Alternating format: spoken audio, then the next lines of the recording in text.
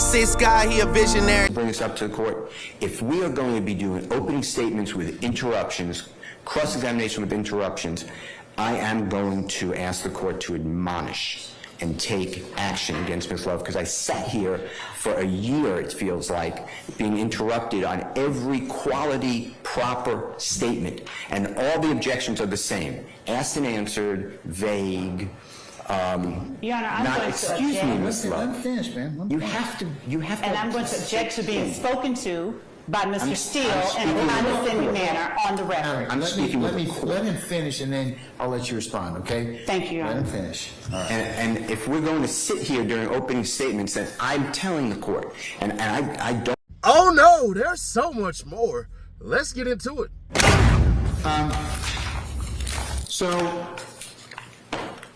I know the state has asked me to consider admission of these statements under spontaneous utterance, but it is the court's opinion, looking at the statements as stated on the record, in the transcript provided, which is being admitted as courts 1, and the appellate opinion, which is courts 2, that I don't find the statements to be freely and voluntarily given, and were in violation of not being read Miranda, and that the Miranda came 40 minutes after Mr. Williams was in custody. So the court's interpretation of the ruling and the decision based upon what has been heard and the appellate opinion is, Ms. Love, I'm not going to admit those statements at this point in time. The only channel to come to when it comes to that YSL reaction and watching the news, so you ain't got to do the 6 or 7 hours that I do, just giving it straight to you. Subscribe, turn on that bell, stay notified, and share to keep your people aware. Let's get to it. I believe your discussion adequately handles it, but there needs to be something that would be admissible or being put into the record. So I'll leave the record open until tomorrow.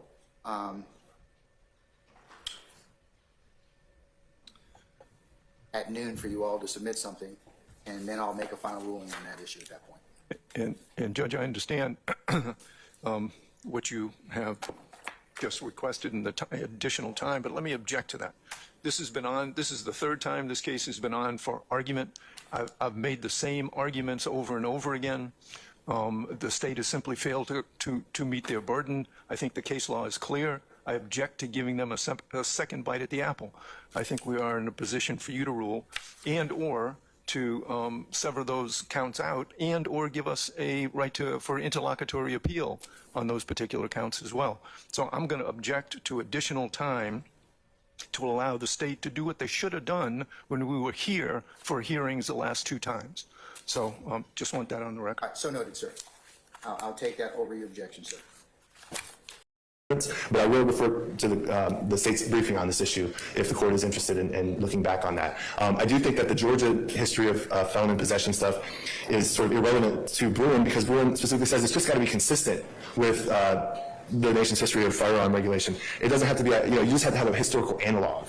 It doesn't have to be a historical twin. I mean, that's specifically not required here. So if Your Honor has questions, I can go into it. But if Your Honor is satisfied again with the presentation, with your permission, I will conclude, Your Honor. Let me. The Constitution prohibits conduct, not status. Any status-related prohibitions during the founding era, during the adoption era, were not prohibitions on the possession of weapons. Weapons could be confiscated, but there was never any prohibition, and I haven't heard a single statute, not a single statute. Okay, but all right, let's assume that you're correct. Wouldn't this be something for the legislature to take out? I beg your pardon? Wouldn't this be something for the legislature to take out? No, because, and let me tell you why. Well, I guess it could be, Well, but, I mean, but look, because the case that you gave me, Range said, I'm quoting from Range now, unlike an administrative agency, courts possess neither the resources to conduct the requisite investigations nor the expertise to predict accurately which felons may carry guns without threatening public safety. well, maybe. I mean, But they're saying the statutes but are they're telling that they're sending the message that the legislature, this is maybe something the legislature has to deal with. Historical development, if that's what you're telling me. And it may be, but that doesn't save the statute as it is now, and it doesn't save the statute that Mr. Nichols and Mr. Jackson were indicted under. And you can't tell me that we're going to rely on dicta in a Supreme Court case, because the Supreme Court specifically has already said you can't rely on our dicta, and that's Weaver versus Massachusetts at 137 Supreme Court, 1899. So let's move from dicta to the reality of the test. The reality of the test is Mr. Nichols and Mr. Stilwell and anybody else in here are members of the people, just like they're members of the people for purposes of the Fourth Amendment. You know, he's been convicted of a felony, he's been convicted of a felony, but he can still say, because the right of the people to be secure in their personal papers from an unreasonable search and seizure, if the people meant felons couldn't be protected by the Fourth Amendment, the people is a status that's not included in either one of those provisions. So nowhere in the Second Amendment does it say felons can't own firearms. Nowhere. Really, it doesn't really say anybody can't own firearms at all. So there's that part. They're trying to fight it in the sense that basically said, bro, if you get caught with a gun and you ain't been a felon or something like that, or even if you've been a felon, it shouldn't really count that hard against you and all this stuff and everything like that. The judge is absolutely not going to rule for Cecil over there to go ahead and get his way. Because if he does, he's going to set a precedent that right now no judge has, and they try to argue that, bro, you don't even have that power. So with that being said, the judge basically was like, just give me an argument so now I can say hell nah to this. But the man Cecil like, basically, hell nah, bruh. We've been waiting on this for months. And I gotta be fair, the judge is showing a lot of bias when it comes to these people as far as the state goes when these cats are doing things like that, because they are purposely pushing stuff back because they didn't want to do a speedy trial. They thought they were going to be able to say, we're going to hit you with this RICO and all this crap and all that, and next thing you know, you're going to capitulate to us, and we're going to take about 4-5 years about your life and all this stuff and everything like that, and then they go to time served and blah, blah, blah, some more stuff. That ain't how they rocking it, that ain't how they rolling. But I will give the judge this. The state basically tried to present that basically Young Thug said stuff that he shouldn't have said when he said it and stuff like that. It's called spontaneous something. But basically, as long as you're not Mirandized, if you say little here's and there's and not full sentences, bruh, that could be used to get you. But the judge is like, first off, this man did a full 40-minute search without Mirandizing these cats. You did 40 minutes. Then basically Brian Steele went ahead and fought it and everything like that.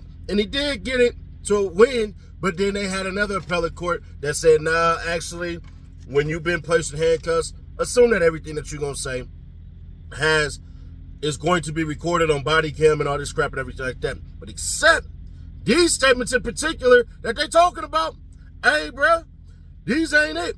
These ain't the statements. So at the end of the day, it's a W for Young Thug because they're trying to lay foundation as to what I don't know. But anytime that the state wants you to say, hey, bruh, you did this, you did that, and all this and everything like that, they still have to lay foundation. So that's a big W for Young Thug because absolutely this judge is being biased as hell. There are times where I'm thinking to myself, you're not being serious because he's giving way too much leeway to the DA. Now, you can say, well, the DA is beholden to the law. They can be fired, they can be charged, and they can get disbarred and malpractice and all that stuff and everything like that. But that don't matter because right now is what matters. It doesn't matter what happens 4 or 5 years down the way when we file this lawsuit against y'all. Nah, that don't matter. So at the end of the day, bro, it is what it is. But y'all let me know your thoughts on this, man. Kind of crazy, but hey, it is what it is.